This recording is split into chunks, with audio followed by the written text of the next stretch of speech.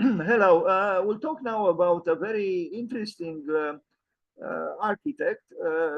This is Raimund Abraham, born in 1933 and died in 2010 in a car accident in Los Angeles. Let's read a little bit about him.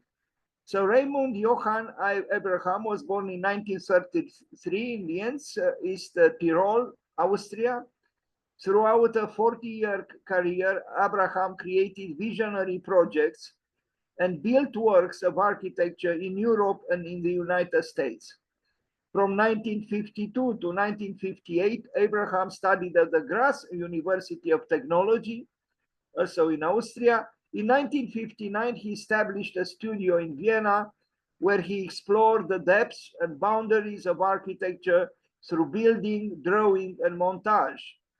Abraham's first book, the 1965 publication Elementare Architectur, was made at a time of transition between architecture studies and practice.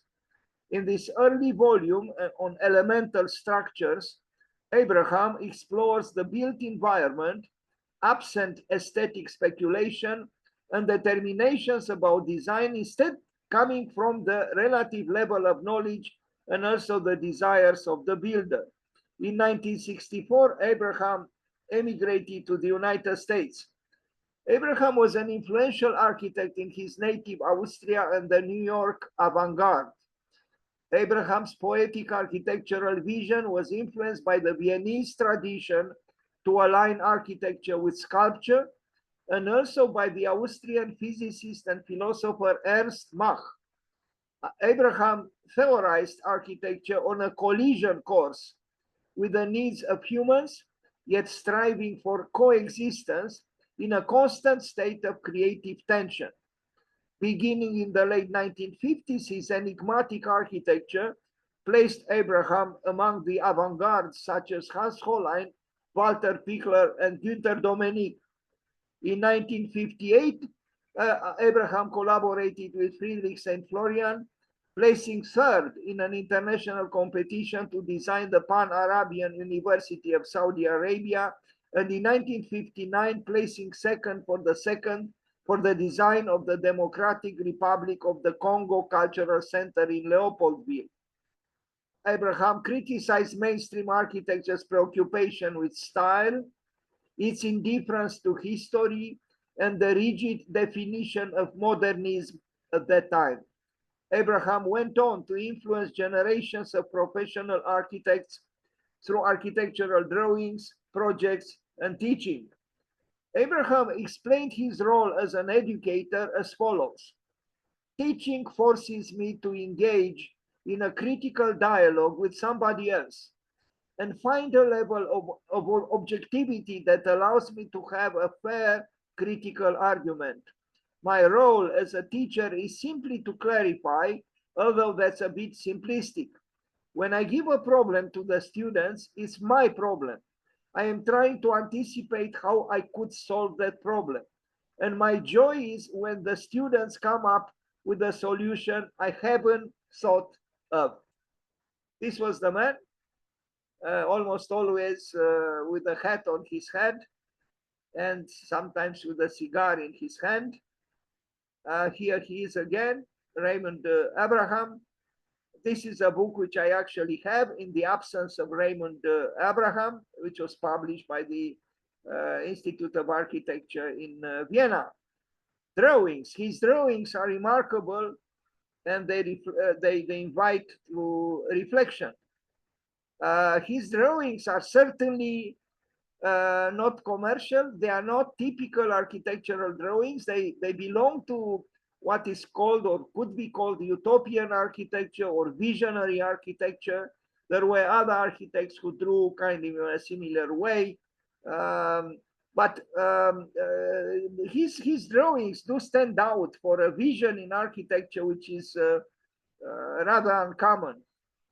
These are idealistic graphic representations which are not meant to convey, the servitudes that architecture is forced into often in the common practice, but rather a research for another architecture. for an architecture of idealism, for an architecture animated by philosophical reflection, by emotions which are often ignored by typical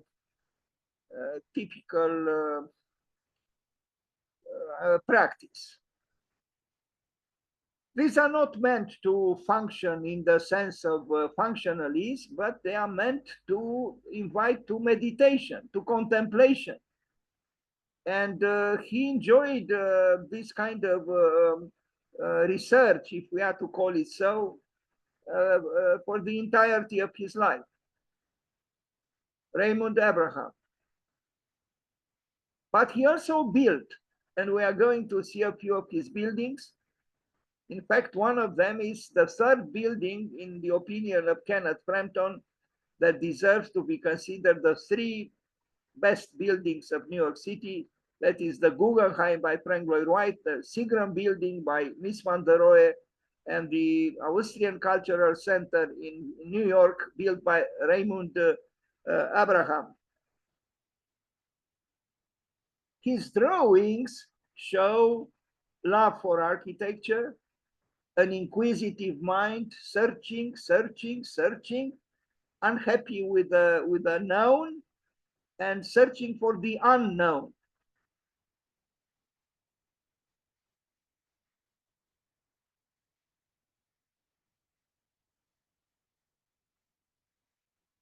It is also a quest for the metaphysical side of architecture, which very often architects neglect. We saw this picture before. This is another sketch by him and another drawing by him. Of course, he was a professor at Cooper Union in New York at the time when John Haydock was the dean, a very explorative and adventurous school where they prepared brilliant young people for another architecture, if I am to call it so. A school where there were students like Daniel Libeskind, where there were professors like Anthony Widler and Peter Eisenman, and which had a student like Elizabeth Diller, and the professor like Riccardo Scofidio and others, Diana Agrest, a very special school, a very creative school. We need such schools in the world. The more, the better. Unfortunately, there are very few.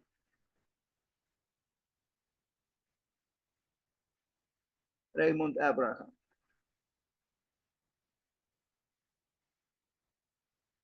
Now, I mentioned this building, which Kenneth Frampton considers one of the three best buildings in New York City, besides the Guggenheim Museum by Frank Lloyd Wright and the Seagram building by Mies van der Rohe. The Austrian Cultural Center in New York, a very narrow skyscraper. Here we see almost the typical Raimund Abraham drawings. They are meant some kind of renderings, but bidimensional drawings, elevation, section. And now we are going to see the building. Is this building here very tall but very narrow? Actually not so tall, but because of its narrowness appears to be very tall, squeezed between the other buildings. So this building, the Austrian Cultural Center in New York City, in Manhattan, was conceived and built by Raimund Abraham. As you can see, it doesn't have so many floors, but because of its narrowness, it appears very tall. It has integrity. It is a unique building in the context of tall buildings on the island of Manhattan, which has, of course, plenty of tall buildings. But there must be a reason why Frampton, a very informed critic and theoretician, chose this building to be in the vicinity of the Guggenheim Museum by Wright and the Seagram building by Mies van der Rohe. But what is interesting in the case of Raimund Abraham is that he investigated architecture both through the built work and the drawn work. And maybe, I don't know if he would have gone so far as another professor at the Cooper Union, Peter Eisenman, who thought that actually a drawing represents architecture better than the built work, because he valued very much the abstractness, the purity, the idealism of the drawn work. For a built work, this is more difficult to achieve. But in this case, and a few other cases, Raimund Abraham achieved work which is convincing both in its built form and in its drawn form. As you can see, he found immense joy in the act of representing his creation. You know, it is the joy of generating drawings that actually nobody asked for. He made them for himself, like an artist, like a painter paints for himself. In this case, the architect created graphic materials mainly, if not exclusively, for his own pleasure. His hut, his building the Austrian Cultural Center in Manhattan. Raimund Abraham. Now we will take a look at a housing complex in Berlin.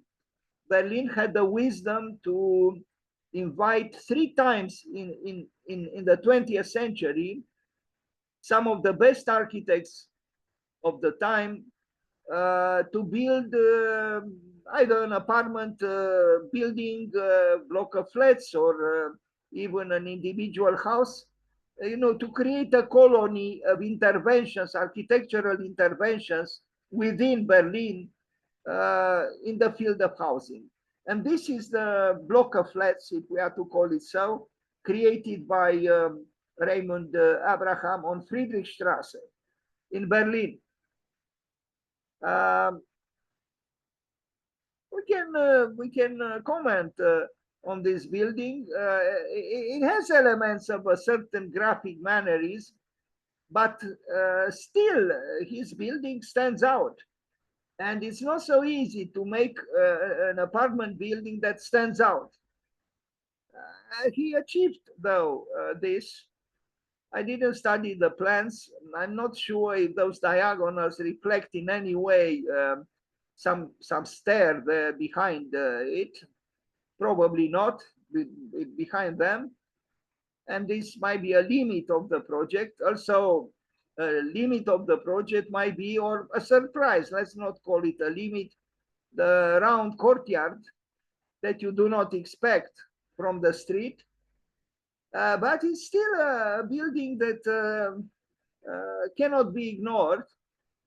And it is an attempt at architecture that Raimund Abraham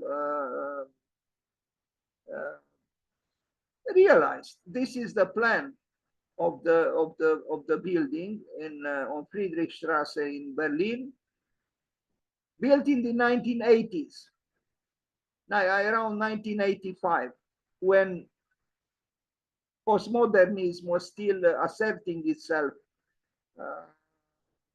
maybe in its most intense form, but not all architects invited in Berlin succumbed to the fatality of postmodernism, but some did. Anyway, this is that book that he published earlier in Austria, Elementare Architektur, and this is the courtyard of the building in Berlin. Please notice this break here at the top of the building. There is some kind of a trademark at Cooper Union having things iconoclastically break at some point. I think he even designed a chair with a similar break.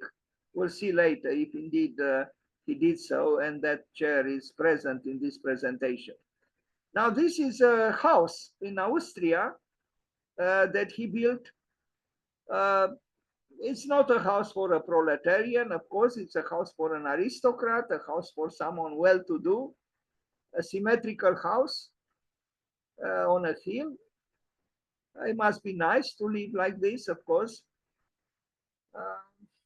But I don't consider this architecture, uh, I don't know, immensely relevant to a new discourse on architecture, but it is in its simplicity. I don't know if it is an elementary architecture, but it also shows a certain relationship with history, with symmetry. For a modern architect to assume symmetry so blatantly is not very common. Everything is designed well. And yes, there is a certain elementarism, if we are to call it so. But it's an informed, a cultured elementarism.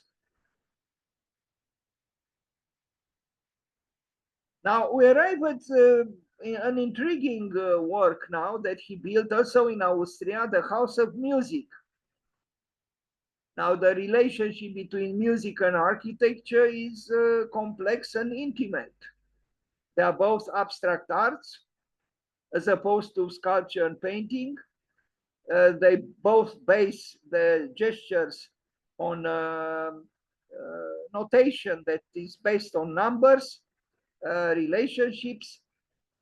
Some even thought that architecture is a prose and music, like Goethe and others. This is the House of Music by Raimund Abraham.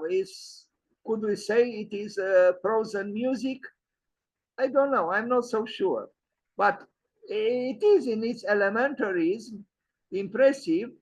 It's some kind of a temple dedicated to music.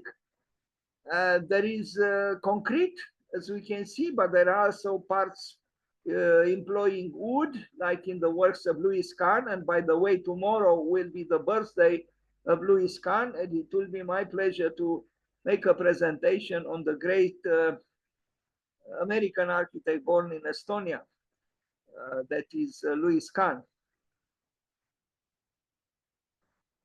There might be a certain parallelism here between Raimund Abraham and Louis Kahn. You know, the symmetry, the triangle, the circle, and the employment of the two materials, concrete and wood. Some nice pictures can be taken within this building, as you can see. It is an idealistic structure. Maybe even Claude Nicolas Ledoux would have liked it or even loved it. Here you see the intervention with wood. There is also a residential area, meaning receiving residencies for those active in the field of music. And maybe this residential area of the building is right there where the facade is covered in wood.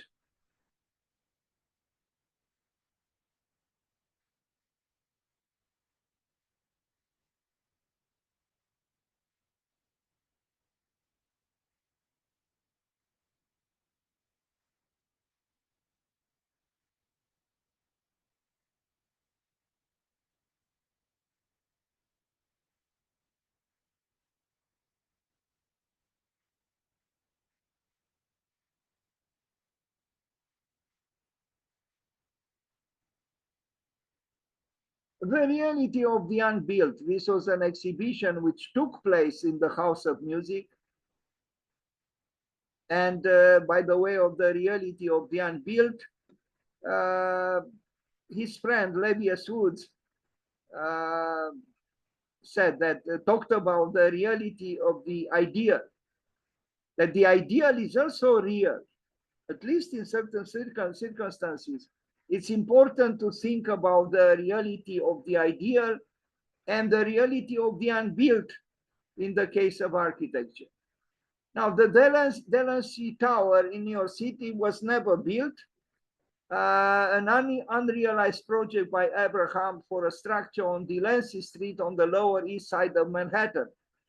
And Maurice Blanchot wrote in the Song of the Sirens, in what direction is architecture moving? Architecture moves towards itself, to dissolve it in itself, to become speechless for the sake of silence, yet filled with a desire to signify its solitude.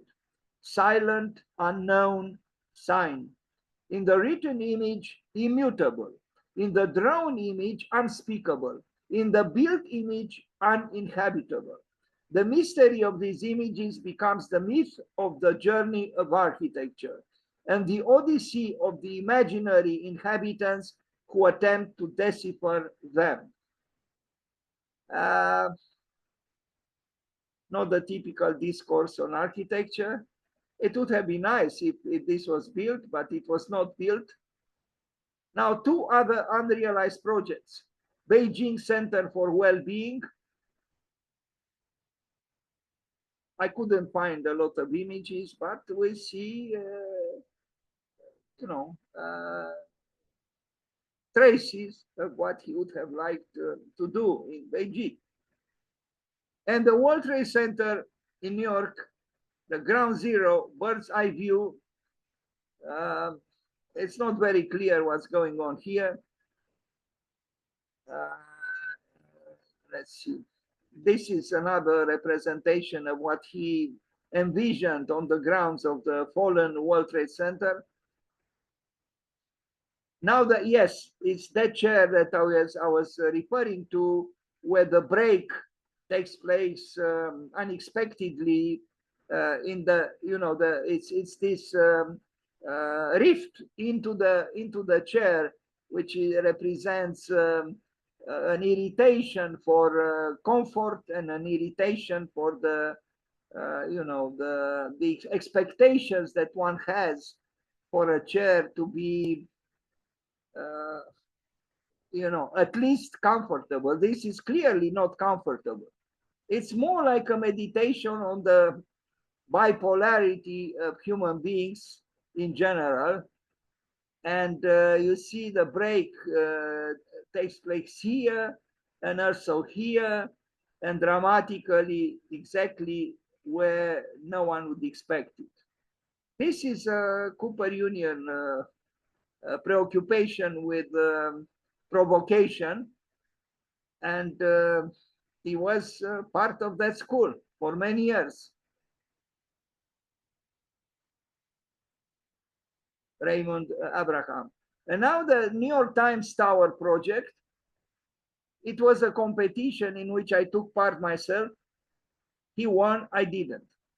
I don't know if I have my project here too, but let's see first his project.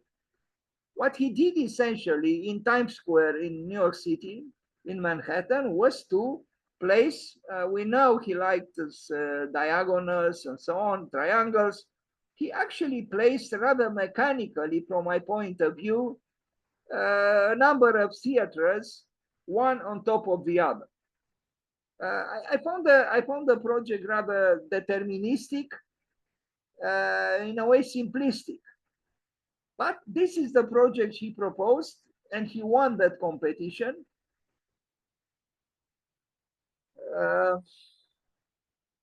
The competition asked for a new tower at 42nd Street. At 45th Street, Broadway and 7th Avenue intersect, and 45th Street are considered is the crossroads of the world, as New Yorkers call it. And this another proposal for the New York Times Tower. This is what I did. So allow me, if you want, to show you what I did for this project, which again was won by the man we celebrate today, we pay homage to, and that is Raimund Abraham, who again placed one above the other a number of identical theaters, because this is an area with theaters. So they're stacked one on top of the other, and as I said, in my opinion, rather mechanically. And this is what I proposed I was seduced by the symmetry of the site plan, 7th Avenue and Broadway. It's 7th Avenue and Broadway intersect at 45th Street, and the Times Tower was supposed to be at 42nd Street, and the 48th Street, the Coca-Cola building.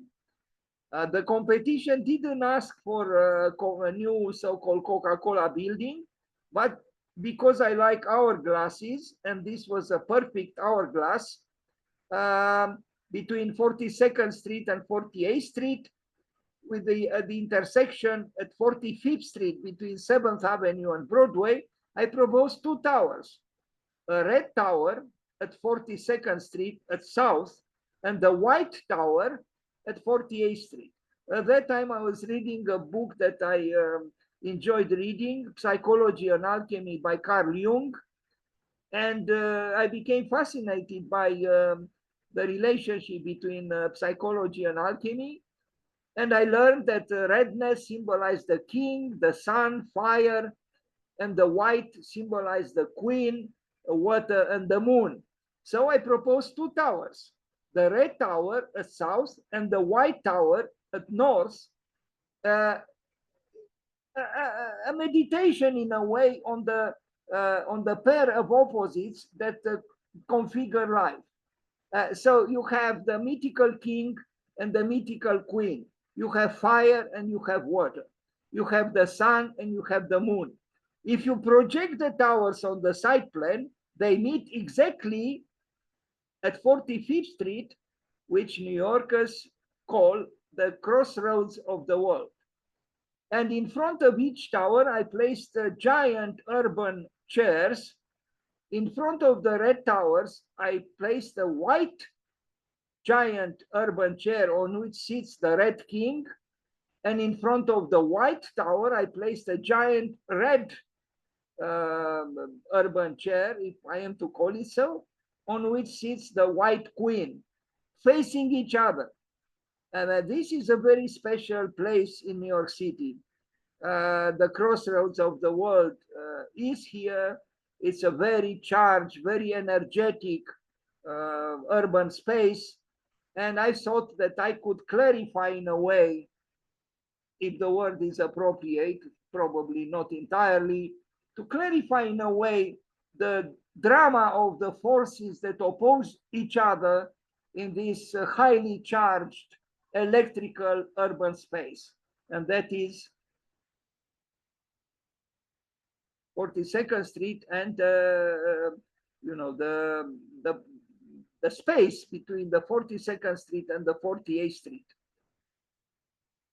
And here I only show in perspective this pastel drawing with the red tower that I envisioned. Thank you.